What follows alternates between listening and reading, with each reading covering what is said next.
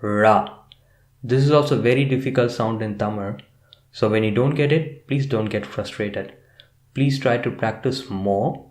If not, you will get it eventually, so don't worry about it.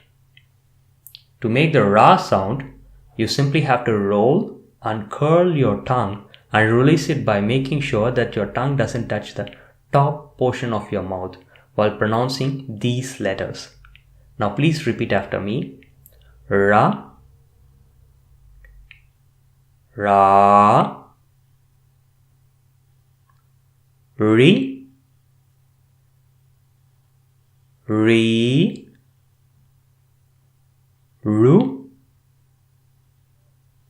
Ru, Re, Re, Rai, Rao, Ro, Rao.